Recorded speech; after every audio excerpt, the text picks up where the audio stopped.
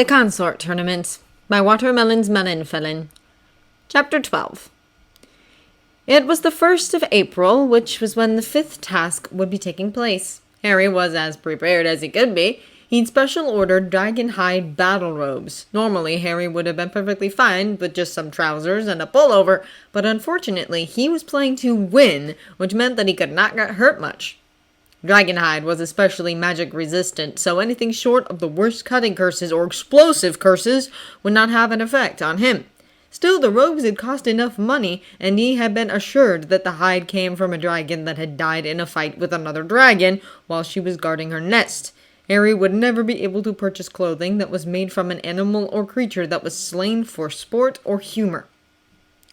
500 galleons even, and they better be worth it. A Ukrainian iron belly was supposed to have the toughest hide among the dragon species. The metallic sheen on the silver scales made it resemble armor more than cloth that had been finely crafted from dragon scales and an underbelly. It was deceptively smooth in texture, but when he tried to stab it with a dagger that Sirius had given him, the sound of metal meeting metal broke through the room. Fire and waterproof, impervious to particular levels of magic, resistant to dangerous substances like acid, charmed to keep cool even as the person wearing them is battling, anti-summoning charms added for good measure because he had learned from past mistakes. Harry had not wasted any expenses. In terms of defense, he was prepared. As for offense, the only people he truly worried about facing were Hermione and that Le Fay woman. Le Fay was a wild card who was well known for her prowess in dark arts. While Harry was good with them, he didn't have her decades of knowledge. Hermione was almost on par with him in terms of dueling, so when facing someone who had nearly beat him in the past and who knew his fighting style, of course he would be wary. As for the rest of the competitors, he wasn't all too worried. So long as he didn't have to face Hermione or Le Fay, he was golden. Voldemort gazed out at the large platform that he had labored tirelessly to create. For this task, the dueling would be taking place in the center of the Black Lake, and if that wasn't bad enough, the platform floated, meaning that it would be moving constantly throughout the duels, and that should too much weight be added to a side, then it could capsize. Also, Voldemort wasn't going to fix any damage done to the platform, meaning that should it be destroyed or broken apart, the competitors would simply have to make do on their own. It was a devious thing, but he was the Dark Lord, and devious was a part of his very being. Large stands had been erected from the stone beneath the lake, giving the stadium effect, despite being surrounded by water. Looking out at the large line of contestants, he spotted Harry Potter easily and took note of how the boy was eyeing the Le Fay heiress with obvious worry. Well, as far as Voldemort was concerned, they would not be facing each other first. Yet! If they ended up battling it out later, then there was nothing he could do about it. Also, the teen looked good in his robes. His very form-fitting robes. "Welcome to the 5th task," he announced, using the sonorous charm to project his voice. The competitors stood at attention, waiting to be informed of their duties. "As you all know, you'll be dueling for a spot in the semi-final task. There are only 5 positions available, so I implore you to work diligently to ensure yourself a spot in the top 5. Passing will be determined on different demands each round. There are 3 rounds altogether." Waving a wand, the magical scoreboard for each round appeared several yards above the dueling platform, floating and rotating slowly so that all may see it. Round 1, speed. Round 2, agility. Round 3, ability. You will be given 5 minutes for the round 1 matches. If neither opponent is down by the time the duel ends, both will be disqualified. If anyone falls into the water, they will be disqualified. If anyone tries to kill their opponent, Voldemort paused in order to glare at Reginald's direction, they will be disqualified. Them competitors didn't seem as shocked now. After springing so many surprises on them through the entire tournament, they were getting used to him switching things around or adding strange rules. In round 2, you may not remain in the same place. You must always be moving. If you stop for anything, you will be disqualified. Fall into the water and you will be disqualified. Try to kill your opponent and you'll be disqualified. That seemed to make them angry. He almost cackled with devilish glee. He was horrible. It was bloody brilliant. and that wasn't even all he had planned for. Finally, round 3 allows for as much time as the duelers need, but they must showcase their abilities in this particular round.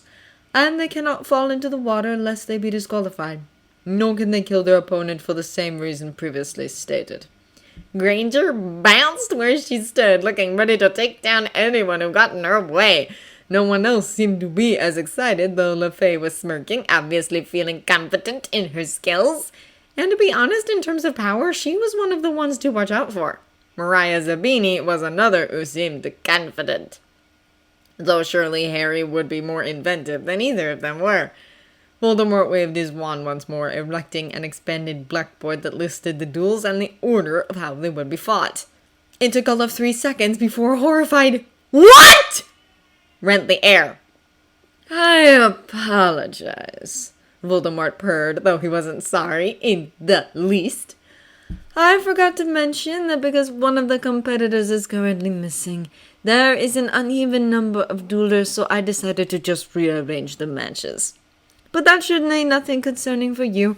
After all, life does sometimes throw a hard one at us, and we must switch our plans in the heat of the moment." Yes, Voldemort had completely rearranged the matches, though he had planned to do it before the Hufflepuff broke the law. The new list was as follows. Harry Potter versus George Weasley, Draco Malfoy versus Hermione Granger, Vitra LeFay versus Morgan Piercon, Amadia Flint versus Marcus Belby, Mariah Zabini versus Penelope Mendel, Reginald No Name versus Aria McGee, Horace Avery versus Mariana Pilifackle, Roger Davies versus Claire Beaumont, Waldo McNair versus Wilhelmina Morgan, Chang Cho versus Inez Hemingway, Millicent Skeeter versus Antoinette Hopkins, Charity Burbage versus Garnell Tuft, Perenelle Pavlo versus Svetomir Gorogovich, Cassiopeia Rookwood versus Vashti Smith, Septima Vector versus Oliver Wood, Ifra Prince versus Asifa Mohammed, Roland Hooch versus Inam Rourke, Karasawa Matsuri versus Luke Brandon, Evander Harris versus Dirk Cresswell versus Teddy Boot. Voldemort waved his wand, and the walkway the competitors were standing on suddenly divided into 39 sections. Harry Potter and George Weasley were levitated onto the stone platform an equal distance apart. "When I shoot red sparks into the air, it is a signal to start. When I use green, it is a signal to stop. Tempest will be working to keep your time, and remember you need to win, and you need to do it quickly. And if you destroy the platform, no one here will repair it for you." A cheer erupted from the gathered spectators. Voldemort allowed them their moment of excitement before beginning the round. How would Harry fare against his friend? The Consort Tournament. Task 5. Dueling. Round 1. Match 1. Harry Potter versus George Weasley. Harry and George waited. Harry's stance light and unaffected. George wasn't the same. While older and more experienced, he was not a better dueler than Harry was.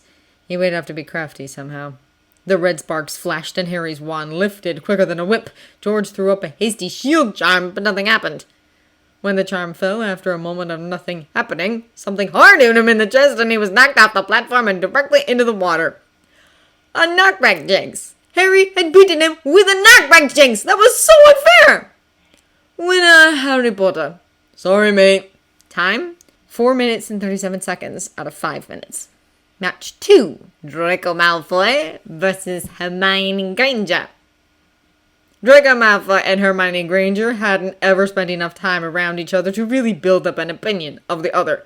From what Draco knew, Granger had an inferiority complex, which was what led her to being a library hound. She felt compelled to prove that Muggleborns were just as capable as purebloods were, and judging by how she held the top position in their year in almost every subject except defense, he had to agree. Although there were purebloods who were weak and foolish, just like there were Muggleborns and half-bloods.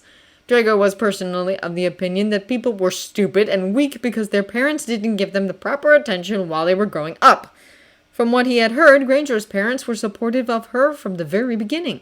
Granger was supposed to attend a prestigious Muggle school, but her accidental magic had alerted the Ministry, and Draco's own mother had been sent to introduce the family to magic. 7-year-old Hermione Granger was thenceforth enrolled into Magus, the recently created magical primary school of Great Britain and Ireland. Ever since their years in primary, Granger had been at the very top of everything, and her parents had come to every gathering they could. Draco was shocked to learn from his mother, whom had spoken with Granger's parents, and she had to, as she was headmistress, that Muggles had actually gone and bought books for themselves to educate themselves on the wizarding world, and that his mother was actually able to have an intelligent discussion with the two, who put in great effort to understand a world they weren't truly a part of. Draco hadn't really any opinion of anything until then. Other than being jealous that there were other children who were smarter than him, he hadn't really considered anything beyond the magical section of the country. But then he was opened up to considering more than just magical Britain, more than his small circle of friends and family.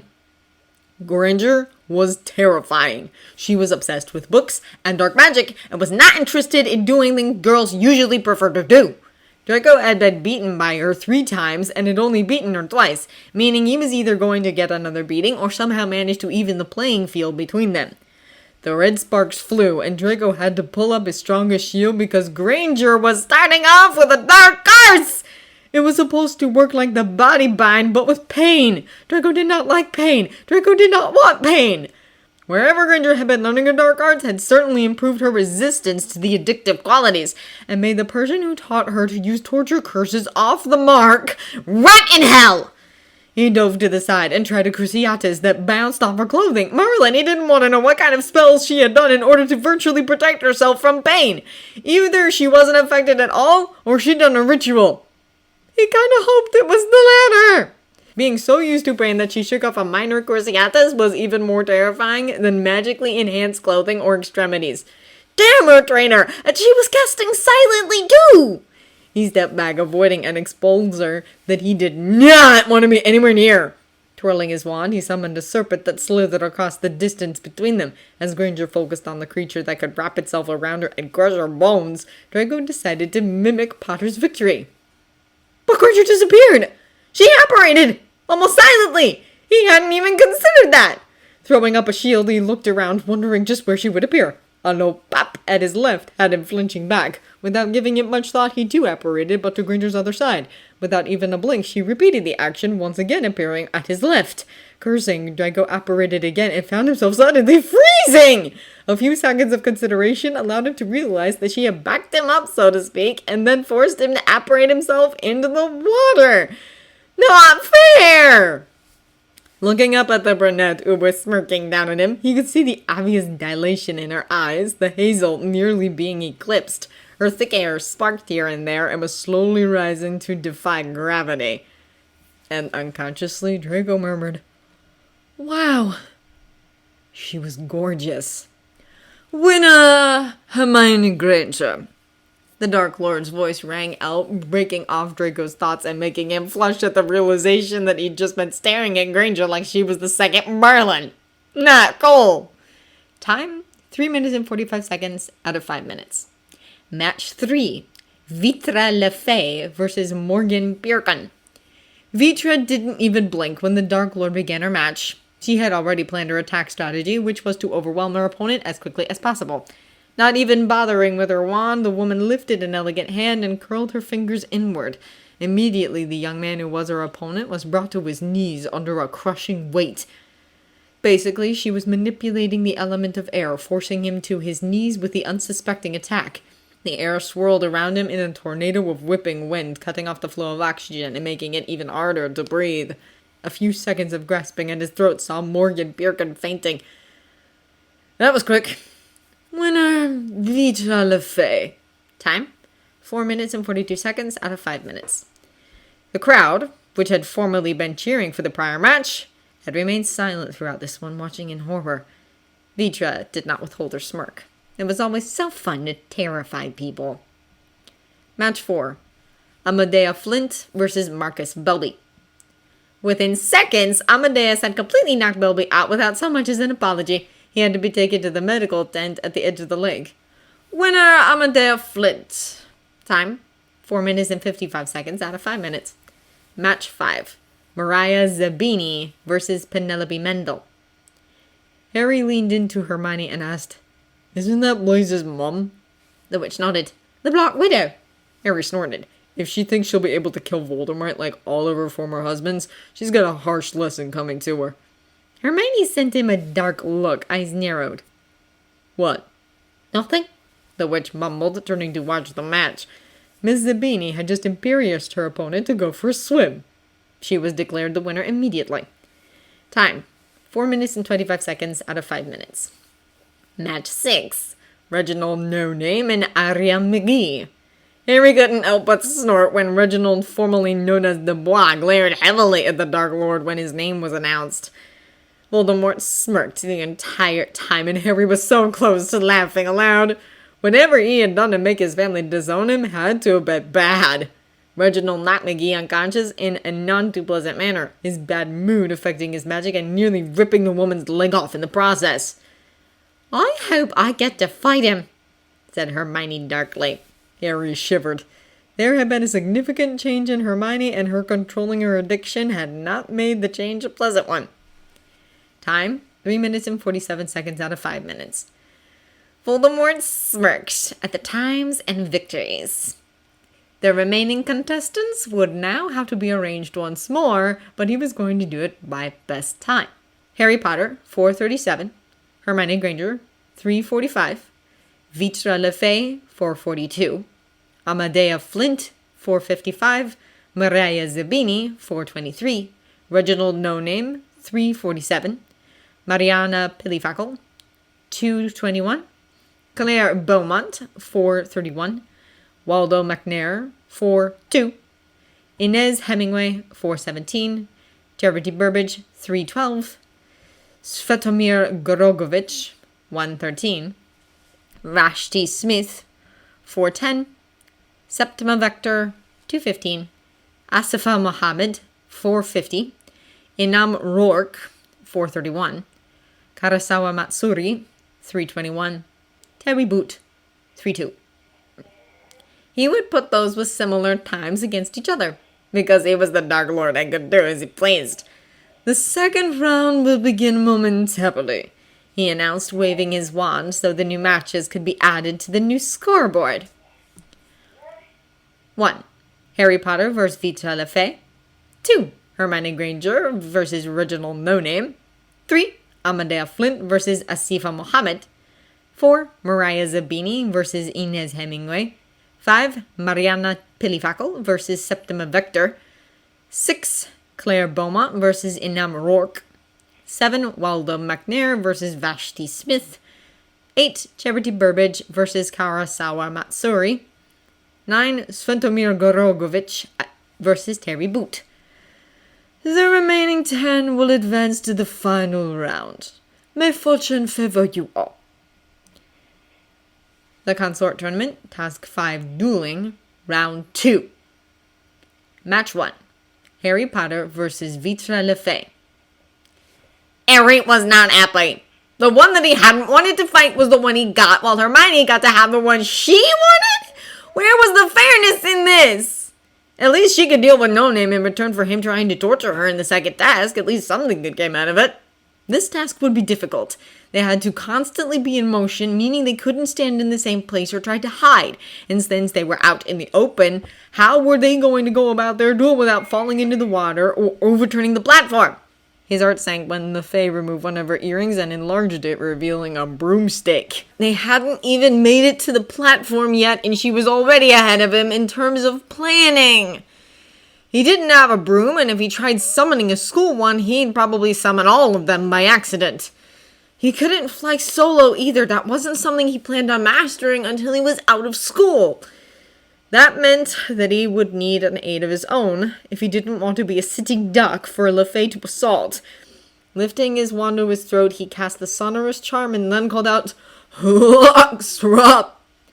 She was one of the adults of the Thestral herd, and also one of the few who allowed him to get near, let alone ride. She was Nox's mother, and once again his naming capabilities really weren't all that great. Ignoring the odd looks he received from the spectators and LeFay herself, Harry hopped onto the platform and waited for Voldemort to begin the match. A few seconds later, red sparks appeared and Harry didn't even need to start running, for he had to dodge LeFay's sudden barrage of attacks.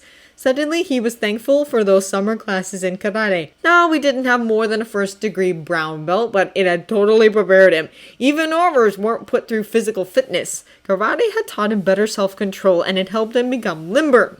That was why he was so agile and nimble in duels, and why he rarely panicked. In the distance, he could see Luxra's dark form flying towards the platform, a few hundred yards at most. Harry returned fire without preamble, sending a Patronus toward the witch. The phoenix erupted from the tip of his wand and gave a loud screech, flying right into LeFay's broom and nearly knocking the woman off. She hadn't bothered to move, assuming that it was just a distraction. If only people bothered to study the depths of spell work before learning them, they would know the full capabilities of the spells they used. Harry was still running, rounding the one corner of the platform that wobbled slightly under his weight. Luxra swooped down with a mighty cry, and Harry leapt off the platform, and they were back! The crowd screamed in shock, most of them unable to see just what his plan was. But that was fine, for now he and his opponent were on even ground, so to speak. "Smite," LeFay said once she righted herself, her dark hair having come out of her bun. "I know," the teen smirked, sending a knockback jinx her way. She swerved to dodge it and lashed out at him with a bone breaker. Luxra ascended into the clouds, LeFay following them closely. She was using a lightning bolt, which was the most recent state-of-the-art racing broom available. Despite it being in its own class, Luxra was still the better flyer. The Thestral curved up and then arched around until they were directly behind LeFay and her broom. Harry sent out an obvious curse he had learned from Rigel, who had learned it from Draco, who had learned it from Snape. She dropped into a steep dive to avoid it, and Luxra followed. Harry, unable to help himself, cast another spell, except this one wasn't meant to cause pain or hurt in any way, but it would immobilize her. Cavia emendo. It wouldn't kill her. Immediately. If not at all. The rib cage was meant to protect the body's most vital organs, and vanishing it suddenly would drastically shift everything in her torso, and he did mean everything. The organs would be vulnerable, her breasts would cave in, and most likely her spine, having lost its main support base, would either collapse or contort into a shape far too difficult to fix with only one Mediwitch and her apprentice. It was a pretty dangerous thing to do, but Harry wanted to get this over with, and as she was a well-known dark arts practitioner, he didn't want to even imagine just what she was capable of, not now or ever! He could hear the moment the spell hit because LeFay suddenly flattened against her broom and then fell over the front. With a curse, Harry summoned the broom and cast Arresto Momentum. LeFay's descent slowed down considerably, but not enough to prevent her from getting hurt. Faster, Luxra! Of course! Luxra's wings flattened against her body, and their speed increased, LeFay's body coming closer and closer. Harry cast the same charm to slow her down enough for him to petrify her. The stiffness of her body would prevent the organs or remaining bones from breaking or being jostled too much. Harry was a creative thinker and sometimes a little devious, but he didn't want to kill the woman. Carefully, he latched onto her shirt and hauled her stiff form over his lap. Luxra took that as the okay to land them, coming to a sudden halt in the center of the platform. "Thank you," he murmured, levitating LeFay's body so that he could use his free hand to pat the Thestral's nose. She snuffled and shook her head. "My pleasure. But you must bring the herd some red meat in return, Speaker." "Will do." "When Harry Potter." Voldemort appeared before him in a plume of dark smoke, looking over LeFay's frozen form. "What did you do?" He vanished, his voice echoing across the water. "I vanished a rib cage," he said, voice also echoing. The cheering that had started because of his victory died down instantly. To think about it, it was kind of disgusting to consider. "Impressive," Voldemort smirked. "And in 11 minutes as well. Congratulations." Harry levitated LeFay across the water and into the medical tent that had been set up on the edge of the lake. Madame Pomfrey looked displeased, and he knew that by doing such a thing and making more work for her, he had just made more work for himself later on. And he didn't want to do whatever her evil mind came up with. He was too innocent for that. Far too sweet to subject to such horrors. Time, 11:21. It was going to be the bedpans again. He just knew it. Match 2. Hermione Granger versus Reginald No Name. Hermione's grin was best described as demented. She had wanted to get the moron back for targeting her best friend and then thinking that he could go after her and other people. This was the perfect opportunity to do so without getting herself into legal trouble. Hermione did not step off of her floating platform and instead took control of it with her own magic. Reaching down, she placed a hand on the wood and slowly more wood began to grow until it was covering her feet and locking her in place. It would be just like snowboarding when she went on holiday with her parents. No Name hadn't seemed to think of anything yet. It was just moving back and forth as if that would save it. The red sparks flew and Hermione's improvised board launched her towards her opponent. Reginald ducked and sent a stunner in her direction. Gripping the edge of the board, Hermione tilted herself to the side, effectively rolling several times. In retaliation, she blasted the main platform with a reductor. The stone cracked in the center, the smaller cracks spreading across to the edges. With a smirk, she threw more curses of similar nature at the vulnerable crack, and with a groan, the platform fell apart. No Name almost fell into the water, but Hermione was faster, levitating him with one hand and disarming him with her wand. Bellatrix's instruction had helped her hone certain skills, like levitation. Bellatrix was a fan of meditation under duress, keeping your focus and calm while being tortured or annoyed. Hermione was getting better and better at it, and as such, her magic was the most tamed it had ever been. And Hermione was not done with her opponent just yet. He was an enemy. He had planned on killing Harry. He tried to hurt her. That meant that it was perfectly okay to hurt him in return.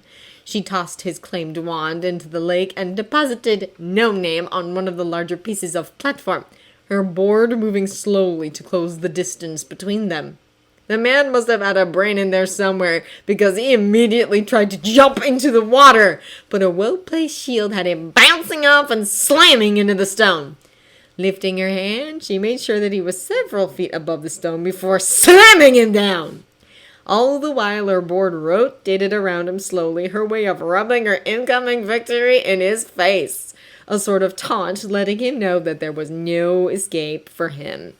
And as the Dark Lord wasn't ending the match yet, she was free to do whatever she wanted so long as he didn't die. No Name had taken her brief lapse as a chance for escape, and he transformed into an Abraxan and flew off into the sky. Gritting her teeth in annoyance, the witch gave chase. Her board wasn't as powerful as his wings, but she still had a wand, and it was incredibly difficult to cast magic while in one's animagus form. That was a definite fact.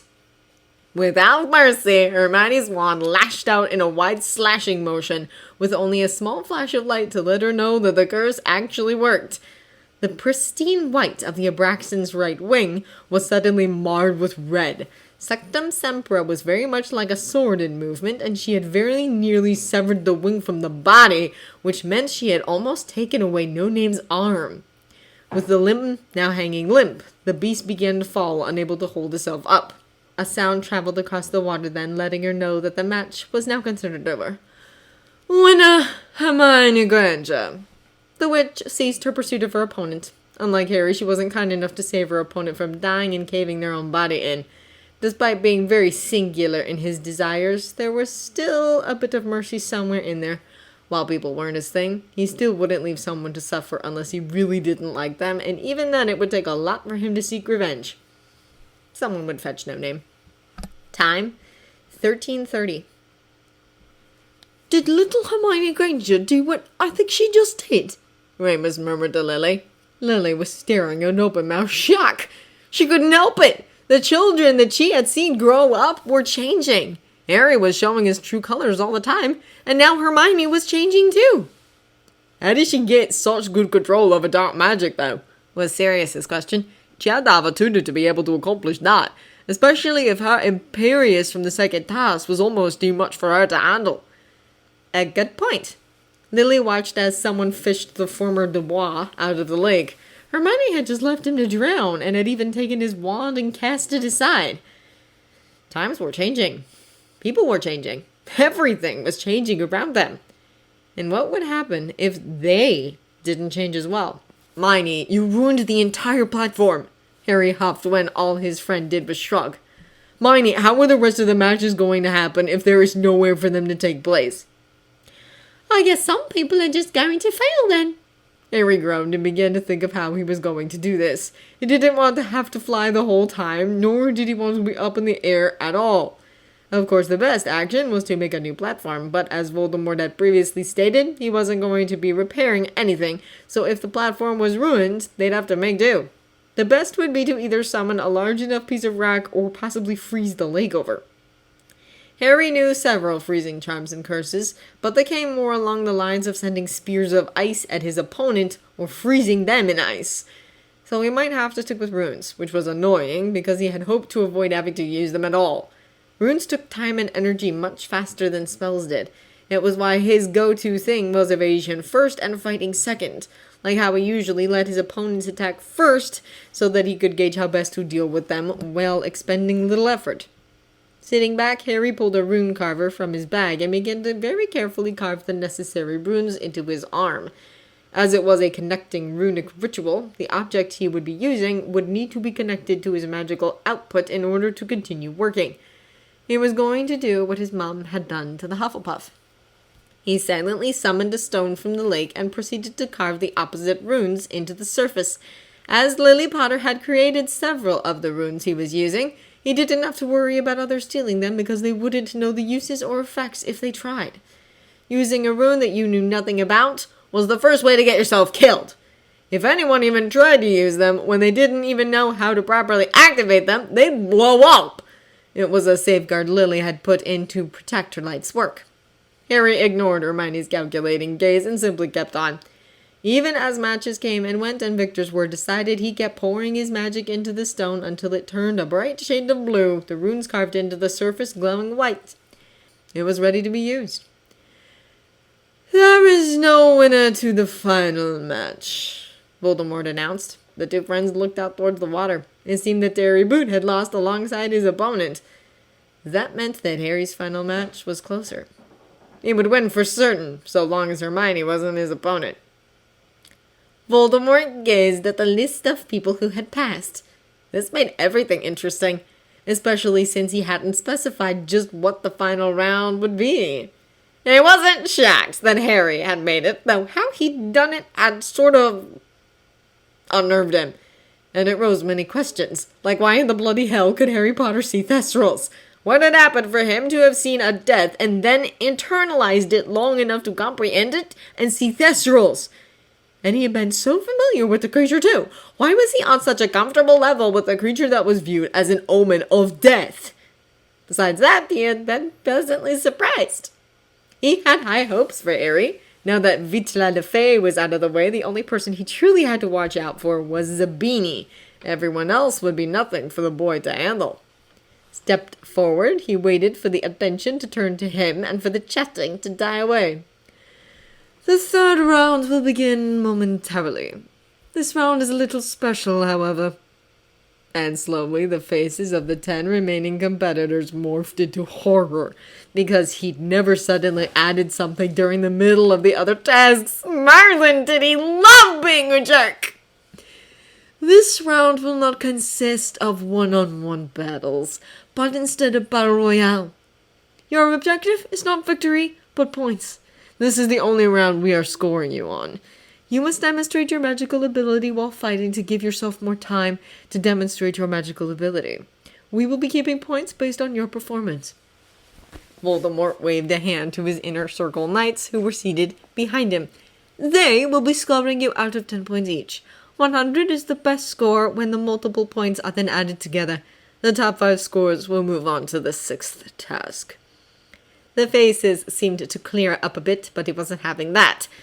Of course, if you foolishly get caught in a spell or trap, you will lose points. And so died the complacency of the competitors. He loved his job! Their individual platforms shifted and each stepped forward. Granger floated simply because she had never relinquished hers. When they were all a proper distance away from each other, Voldemort lifted his wand to the sky and set off the red sparks. The third round began with Harry Potter dropped a rune-covered stone into the water, and slowly his arm began to glow, the runes drawn there standing out against his flesh. And when the lake began to freeze over, Voldemort knew that the final round would be interesting. The Consort Tournament. Task 5. Dueling. Round 3. The final round had started, yet none of the competitors had moved besides Harry. Harry eyed each and every one of them carefully. He had expected to fight only one person, but now he had to rework his strategy. He had just performed a powerful piece of magic and could go several minutes before having to do so again. Wands were drawn, and Harry made his decision immediately, changing forms and flying off before anyone could target him. The smart thing to do was wait until there weren't so many people left, and then rejoin the battle. Harry was of the belief that working smart and not hard was the best way to go, and as he flew around the stands and situated himself atop his mother's handbag, he knew he'd chosen well. They wouldn't dare shoot anything toward the civilians and spectators because it might cause problems. Legal problems. So Harry was safe for the time being.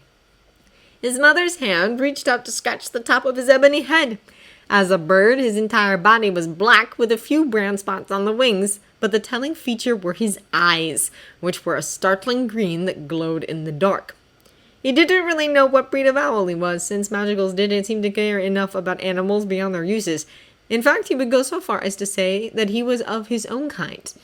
The battle was fierce, with Hermione taking on 3 at once and managing to defend her back as well. He felt bad for not helping her, but if she wasn't in the rest of the competition, he wouldn't have to worry about her. Besides, there was only one person of the remaining 7 competitors still able to fight who might not like Muggleborns, and she hadn't made a move toward Hermione at all. Hermione had been receiving training lately. It showed in her movements and how she handled herself. Harry also recognized some of her maneuvers and could rightly assume that Bellatrix Lestrange had given her some pointers or had taken her on as an apprentice. No one grew in such a short amount of time unless their mentor was spectacular. Hermione had just taken down one person with a very complicated transfiguration spell that turned the person into something 1/10 their size. She then sent the person-turned cup flying into the water. Already several assistants were working to fish the cup out of the water before anything worse could happen to it. Meanwhile, Harry sat by getting a good rubbing while everyone else worked hard. Sometimes it paid to be lazy. Hermione was very unhappy. She didn't understand Harry at times. He said he didn't want to be in the tournament, but then entered. He gave next to no effort in any of the tasks, yet the Dark Lord seemed to find it follow him a lot. It seemed that everything was a mass of contradictions. If he was really against the tournament, why didn't he let himself be disqualified? And it still wasn't as if he had done much, though what little bits he had shown from the beginning had certainly gotten him in good with others. Harry was very blasé about his own magical ability, and didn't seem to think much of what he could do. The problem was that Harry grew up with 2 Aurors, a werewolf, and Rune's mistress, and their friends who were all of similar professions. Harry was used to seeing certain things on a near day-to-day basis, so the fact that he could do them probably didn't seem so amazing. To everyone else, they were astronomical, for Merlin's sake. He'd used runes to somehow freeze at least 100 feet of the lake. There was enough power within his body to do something of that magnitude. It wasn't something to brush off, especially since the pillar of ice was not moving, meaning it had to have frozen from the seabed to the surface. Harry had fled for the moment, but had started off with something big that would no doubt earn him many points. And Hermione couldn't tell if he was trying to outdo everyone or trying to fail. He wasn't the kind to be easily predicted. She honestly didn't know. But when he came back, she was totally kicking his butt. Butter Flint, Avery hissed. Bellatrix cackled. He didn't flee, you moron! He's waiting for them to tire themselves out! I concur, added Severus. Potter is the type to work smart. He doesn't like confrontation if he can help it, and waiting for his opponents to do the work for him is perfect in this instance. But if this were another situation, would this mentality benefit him? Lucius Malfoy countered, eyes narrowed on the owl seated on his mother's handbag. This isn't another situation, though, Severus pointed out. "A strategy for one situation will not work for another. We would have to place him in different scenarios in order to get a full understanding of just what he would do at different times." Voldemort nodded. "Simulating an attempted kidnapping or hostage situation would have probably been a lot better, but I didn't want to spend more funds on this than was necessary." Severus mumbled a low snort. Their lord had been the one to fund the entire venture, and obviously he was a very frugal man. He was willing to spend time creating a tournament, but not the money. Even Dark Lords could be cheap. "Miss Granger is doing well," the Dark Lord remarked. 3-on-1 is a difficult match for anyone of younger age." Severus added 2 strokes to his points for the girl. Yes, he would know all about that. Granger was more put together than he had been, though, and she had friends to keep her afloat. Multiple enemies at once was very difficult, even for experienced magicals to face. There was something to be respected. But if Granger could handle Bellatrix for even a little while, then the 3 dunderheads she was facing should give her nothing to worry about. Zabini seems to have taken Potter's actions as an example. She too is waiting, Severus noted, crossing out a stroke for her. Potter's plan was ingenious. Transfigure himself and hide among the spectators to protect himself. Zabini was just standing there doing nothing. Her plan wasn't original, because someone had done it first, taking away the surprise. "It's coming to a head!" Bellatrix breathed as Granger disarmed and blasted one of her opponents into the water, leaving the last for her to face, plus Zabini and Potter. The rest of the knights all leaned forward in anticipation. Harry took wing immediately, diving toward the water at a speed formerly unknown to him. Rarely did wizards gain control over an element. Harry was best aligned with water due to his flexibility in both body, mind, spirit, and magic. He was not super skilled and certainly couldn't create large fixtures or tsunamis. That would take ages. But he could manipulate large amounts to a point, and that was enough for him, so long as he didn't try to shape it or anything. His left wing just tipped into the water and the liquid parted around the feathers. He angled his small body upward, and as if gravity was no longer in control, the water followed. A flap of the wings brought him closer toward the icy pillar in the center of the stands, and mere feet off the surface, he angled his bottom end toward the ice and reversed his transfiguration right there. Arms flowing over his head from where they had spread out as his wings, Harry forced the gathered water down. The entire stream of water slammed into Rourke, Hermione's final opponent, and sent the man careening across the ice and into the water without an ounce of mercy, just as Harry's feet landed perfectly. And now it was just he, Hermione, and Zabini. Hermione had her wand up facing him, and he pulled his own out ready to handle her if need be. Zabini acted then, sending a silent curse Hermione's way. Harry didn't know the effects of it and summoned his best friend immediately, catching her sailing body in the process. She glared at him. "I could have handled it!" "You don't know what that does," he countered. "Of course I do. It was supposed to force my entire body to twist into an unnatural shape that would most likely cause permanent bone damage." Harry shoved both of them out of the way of another curse that wasn't verbalized. "Did Bellatrix teach you that?" he asked, breathing a little rough as he sent a blasting hex toward their opponent. "How did you know about that?" she demanded, mimicking his actions and destroying a good chunk of the ice around the older magical. "It's obvious, though I had hoped you would tell me yourself." "Well, what about you and the Dark Lord?" she encountered. "You always seem to be together," she accused, looking mutinous. "He's a twat with an unnatural obsession with me. I can't do anything about it. He always finds me and won't leave," Harry whined, because yes, it was annoying. Before Hermione could give an answer, Zabini changed tactics. "And skin, too!" Suddenly, the woman's body expanded and grew, patches of gray forming all over and gray hair sprouting everywhere. Harry was disgusted when her appendages grew longer, and then 4 more seemed to sprout out of her sides. Right before their eyes, Mariah Zabini became an acromantula. Then suddenly, everything was much worse. Black Widow suddenly has a whole new meaning. "Ah, bitch!" Hermione murmured. Harry took a step behind his friend because he didn't like spiders all that much, and Hermione could totally handle spiders without a problem. "Harry, if you don't get out here and fight it with me, I am going to be very cross." With a frown, the younger brunette stepped out from behind his friend. Hermione getting cross wasn't good for anyone. "Fire?" "Fire," she agreed. Without even the blink of an eye, Hermione let loose a very unpleasant curse that Harry had not expected her to be able to control. But indeed, a flaming tiger had leapt forth from the tip of her wand and was stalking across the ice very slowly. Harry could cast it as well, but he could only control a smaller version of it, and it was by the tutoring of Sirius that he was able to do it at all. Yes, Sirius sometimes used dark magic, though he tried not to. It was like a secret addiction of his own, that everyone knew about, but he liked to pretend that it was a secret. Lifting his own wand, Harry actually had to verbally cast Fiend Fire. Alongside Hermione's tiger came a phoenix. The crowd gave the expected screams of amazement or fear, seeing two 17-year-olds manipulating some of the most dangerous elemental magic was most likely a shock. And of course, the danger of using such curses within such close quarters of other people would probably terrify the spectators. The tiger and phoenix surrounded the acromantula, and the woman-turned-spider was no longer snapping at them with her pincers, but crouching low and wailing in response to the heat. The fire phoenix's mouth opened and snapped the creature up. The inhuman shrieking rang throughout the lake, and Harry could unfortunately understand every wailing plea as Mariah Zabini was carried off toward the open water, her body being burned alive in the most gruesome way possible. From Erectiton, the woman's screams translated to, "Help! Oh, Merlin! It hurts! It burns! Make it stop! And this! Kill me now! Kill me!" Irwithelda winced and felt marginally better when the phoenix dove into the water, being doused upon contact.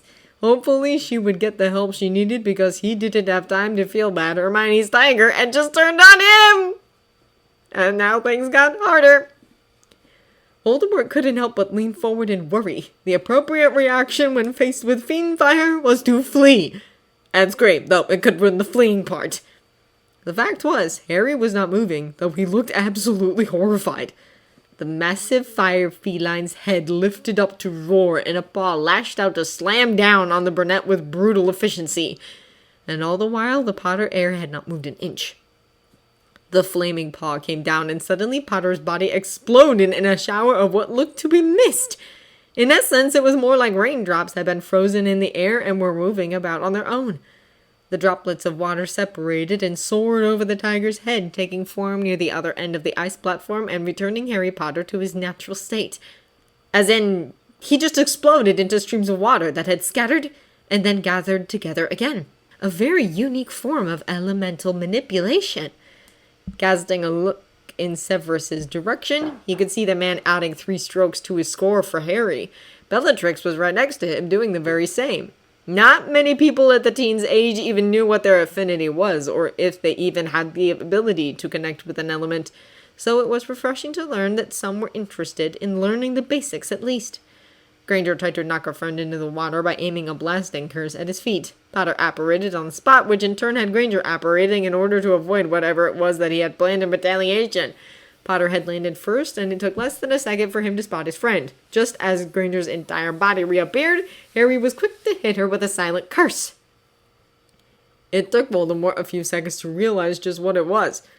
Granger had been brought to her knees suddenly, and she struggled to push herself to her feet, as if a great weight had been placed on her shoulders. It was a particular spell that was meant to be used on magical houses to prevent them from falling during earthquakes, because Merlin forbid magicals build foundations any longer. Voldemort had never thought to use such a thing on a person before, though he'd also never considered vanishing someone's ribcage either. Harry was just full of surprises. As Granger struggled to move, Potter turned his attention to the diminishing flames of the tiger. It had shrunken in size very quickly, probably because Granger was unable to keep control over it for too long, so the magical output was dwindling. Potter summoned a stream of water, normal spell work for the average 5th year at Hogwarts. But that water morphed into a stream of ice shards, which were launched at the tiger in mass amounts. Steam rose upon contact, the heat from the fire and chill from the ice working together to mask the entire pillar from the gazes of the spectators who had gone silent in awe of the 2 teens' mastery at such young ages. They all waited quietly for something new to happen. Things were getting intense and... Ah! With a wave of the wand, the steam was carried off by a gust of wind, letting Harry finally see his opponent. Or at least, what should have been his opponent, except Hermione was nowhere to be seen. He turned on his heel, wand raised and shield charm at the tip of his tongue. He was shocked when Hermione's head popped out of the water, hair sticking to her head as she floated. She also looked ready to murder someone. "I slipped," was her only response to his unasked question. Right, they were standing on ice, and neither had moved beyond apparition. "The final round is finished," Voldemort announced, cutting through the tense atmosphere around the two duelists. "We will give the judges a few moments to deliberate." Harry levitated his friend from the cold water and deposited her by his side. "You okay, Hermione?" She huffed. "Yes, I had hoped that I could do more, but I guess this was okay." Helping her to her feet, he couldn't help but add, "And you took on 3 people at once for almost 10 minutes. That has to count for something." "And you sat on your sweet ass doing nothing." "Why should I have to do extra work when others could do it for me?" "Because, Harry, we were supposed to demonstrate our magical ability." Actually, he only said ability, though magic was heavily implied as well. I demonstrated strategy, so I think I did good. Yes, he was the loophole master, and Hermione hated it! And it was great. "Sometimes I would like nothing more than to smack you." Harry broke out the puppy eyes. "But I'm far too cute to smack." "That makes me want to smack you even more, and twice as hard as originally desired." Harry stared for a moment. Would that mend whatever this rift that appeared between us since the tournament started? And Hermione just stared. He managed to catch her off guard. Harry wasn't always the most observant when it came to others, but he had noticed the changes in Hermione ever since the tournament had been announced. She used to be a lot more fun and easygoing. Now all she could think about was the tournament. She hadn't even begun her revising for the Newts. Usually she hopped on major exam revision in February, but she'd been so overtaken by the tournament and Lestrange that she just hadn't had the time anymore. No time for Hogsmeade or sitting for dinner in the Great Hall. It was as if their small group of friends had drifted apart. And yes, Harry adored Neville, Hannah, Aunt Susan, and Luna, of course. But without Hermione, it was like they were missing a well-oiled wheel from their wagon. It had been hard enough when Fred, George, and Lee had graduated, but then to add to the continuous drama from the tournament in their lives, and it seemed like there wasn't much time for them to just get together. Hermione spluttered. "You've been busy too," she accused. "I'm studying for 2 masteries, my Newts, this tournament, and I've been helping Madame Pomfrey and Hagrid, so yes, I've had a lot on my platter. But I still find time to spend with our friends on the weekends or meals. I could probably do better, but for the moment I'm doing my best to juggle so much." "If you have so much, why bother entering?" "I didn't." Her jaw dropped, and he nodded vigorously, pointing over to Voldemort, who was speaking with Snape and Lestrange. "That twat saw me use a nonverbal Patronus and entered me. I had warned you about signing your name without reading ahead, and I had to learn the hard way that he added special features to the sign-up sheets. Once signed, you can't get out of it, and he apparently has some ability to watch you once you sign it." Hermione visibly recoiled, looking horrified. "What? What kind of watching?" Harry shrugged. "He didn't deem it important enough for me to know. He simply came in while I was whining to Snape about getting me out of the tournament, and I ended up getting... well, cheeky would be too tame to describe it, really." A moment of silence passed before the witch looked up at him through lowered lashes. "Why didn't you say anything from the beginning? You could have prevented the whole dueling club incident and the wrath of the school if you had just said something."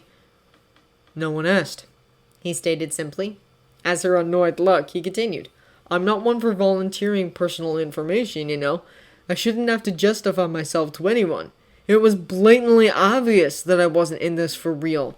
I was against it from the beginning, and then the reaction I had when my name was called. I think my mom knows the truth, though whether Snape told her or not has yet to be proven. It isn't like I've given this my all."